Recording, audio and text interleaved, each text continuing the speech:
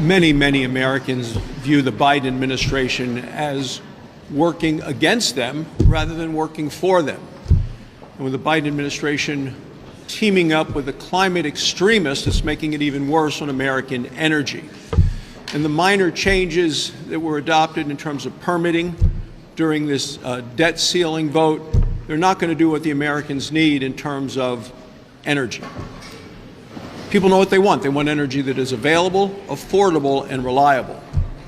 And yet Joe Biden has now commanded the EPA to prioritize climate change over energy that is available, reliable, or affordable. The EPA is now the evil empire as it attacks American energy prosperity, American energy production. The EPA is aggressively attempting to shut down coal-fired power plants, natural gas-fired power plants, while there is no other source of energy to replace it. Trying to shut down something that has worked for a long time when there is nothing available to replace it is foolish. It's harmful. Even the bipartisan members of the Federal Energy Regulatory Commission have all testified in the Senate that this is undermining the grid of power in the United States, and it is their job to look after the grid.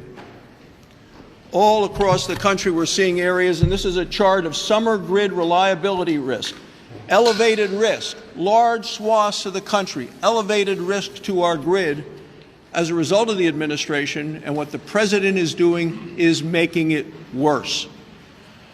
The EPA, with their incredibly painful regulations, is undermining our ability, sabotaging American energy. And the American public are going to be paying the price and suffering the pain. If you want to keep the lights on, you want to keep the country secure, you need affordable, reliable baseline power. And that's why every Republican on the Senate Energy Committee has joined me as co-sponsors of a permitting reform bill called the SPUR Act. And it unleashes all American energy, which is exactly what we need for affordable, available, and reliable energy for our nation. Hello, my friends. So action is being taken. State lawmakers are now finalizing new relief measures for many low-income households across the United States. From rebates to expanded child tax credits, all eligible households will be able to claim thousands of dollars in extra financial aid. Some states have opted to give one-time relief checks. My dearest friends, please make sure that you watch until the end of this video to hear about all of the new details. Also, this coming Friday, I will be announcing several winners for the Walmart gift card giveaway. If you'd like to enter the weekly giveaway, friends, all you need to do is click and like several of my videos, and then comment below the keyword of each video that you watch. The more videos that you watch and then comment on, the greater your chances, friends, of winning the giveaways. As lawmakers work to finalize tax relief measures, advocates for low-income families are calling for an expansion of tax credits proven to reduce poverty. Currently, advocates want to increase the Earned Income Tax Credit match rate from 30% to 50%, expand the credit to working immigrants, and pass an inclusive child and family tax credit. Charlotte Bruce, a senior research and policy analyst, said the tax credits will ultimately benefit the entire state.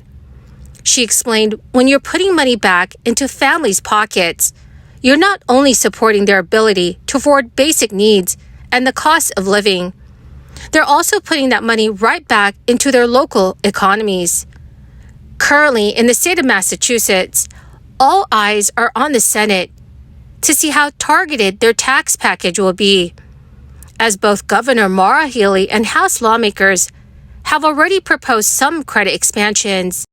The House plan would phase in several parts of Governor Healey's tax plan, including the $600 child tax credit.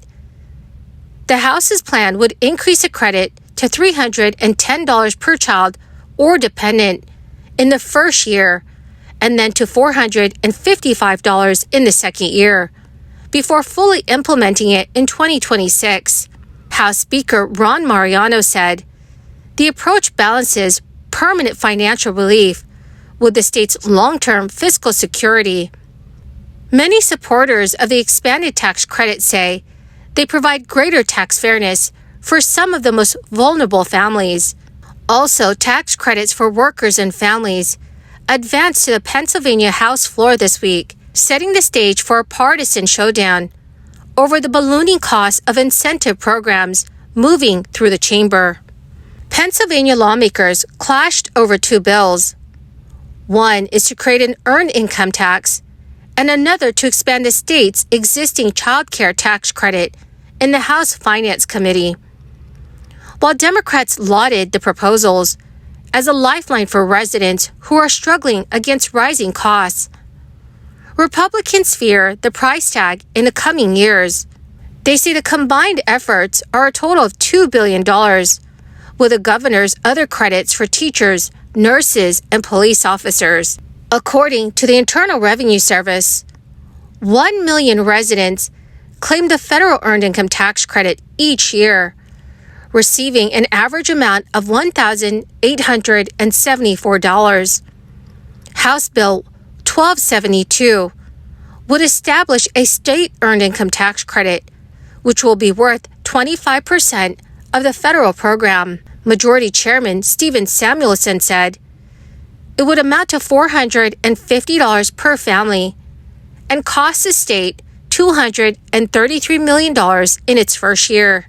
The White House is also launching a website to map and track tens of thousands of infrastructure projects and private manufacturing investments. This is an effort by the administration to show the positive impact of its policies on the U.S. economy. The site documents about 32,000 infrastructure projects and more than $470 billion worth of investments in the production of electric vehicles, batteries, computer chips, biotech, clean energy, and other sectors. President Biden is seeking re-election in 2024 by trying to show how his policies are reshaping the U.S. economy and to address climate change and to compete with rivals. The U.S. president promoted the new website during a meeting with his cabinet as part of a larger effort to keep public attention on a string of legislative wins during his first 2 years in office. Following $1.9 trillion in crisis relief, President Biden signed a $1 trillion bipartisan infrastructure bill into law. He also secured more than $250 billion to invest in computer chip production and scientific research. He created new tax incentives for renewable energy sources that are worth hundreds of billions of dollars. U.S. adults have generally given Biden poor ratings on his economic leadership. Just 33% approve of how the president has handled the economy. High inflation coming out of the crisis has eroded confidence in Biden's economic stewardship. The rollout of the site comes shortly before the administration engages in additional public outreach with a second round of its Investing in America tour. It plans to send out cabinet secretaries and other officials around the country. Well, my greatest and most amazing friends, that is the end of my daily stimulus update video for this Tuesday. My dear friends, this coming Friday, I will be announcing several winners for the Walmart gift card giveaway. If you would like to enter the weekly giveaways, all you need to do, dear friends, is click and like several of my videos, and then comment below the keyword of each video that you watch. The more videos that you comment on, my dearest friends, the greater your chances of winning the giveaways. Thank you and have a wonderful and very blessed week.